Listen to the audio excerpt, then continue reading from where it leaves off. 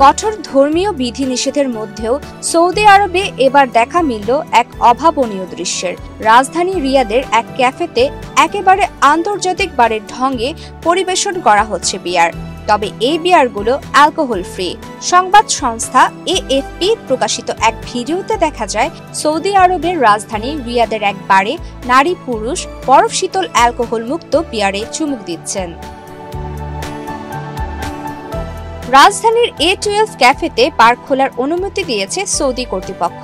বহির্বিশ্বের বারগুলোতে যেসব অ্যালকোহলযুক্ত পানীয় পাওয়া যায় সেগুলোই এখানে অ্যালকোহল ছাড়া পরিবেশন করা হয়। সেই সঙ্গে এই ক্যাফেতে রয়েছে নারী পুরুষ একসঙ্গে বিয়ার পানের সুযোগ।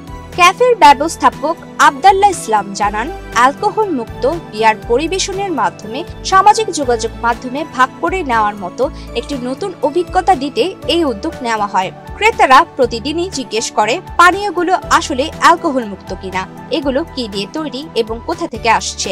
সত্যি বলতে এগুলো কর্তৃপক্ষের সকল নিয়ম মেনেই রিয়াদে আনা হয়। ওদের স্বপ্ন পূরণে পাশে থাকতে পেরে আমরা গর্বিত। এএফপির ভিডিওতে দেখা যায় তরুণরা মোবাইলে নিজেদের বিয়ার পান করার মুহূর্ত ধারণ করছেন।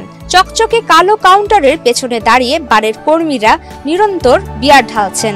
কেউ কেউ টিভির পর্দায় ফুটবল দেখছেন, সঙ্গে চলছে ঠান্ডা পানীয়তে চুমুক। এক প্রতিবেদনে এএফপি আরও জানায়, সৌদি আরব আরও 2টি মদের দোকান চালু করার পরিকল্পনা করছে। এর মধ্যে একটি দোকান দেশটির রাষ্ট্রায়ত্ত তেল কোম্পানি আরামকোর, যা হবে বিদেশি ও অমুসলিম কর্মীদের জন্য।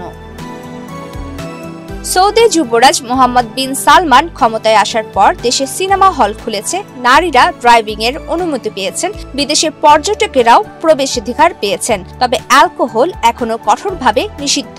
1952 সালে তৎকালীন বাদশাহ আব্দুল আজিজের এক পুত্র নেশাগ্রস্ত অবস্থায় এক ব্রিটিশ কূটনীতিককে গুলি করে হত্যার পর দেশ জুড়ে অ্যালকোহল নিষিদ্ধ করা হয়। 2024 সালের জানুয়ারিতে রিয়াদে কেবল অমুসলিম কূটনীতিকদের জন্য দেশের প্রথম মদের দোকান খোলা হয়। প্রমিত কিবরিয়া ইসলাম, বাংলাদেশ প্রতিদিন।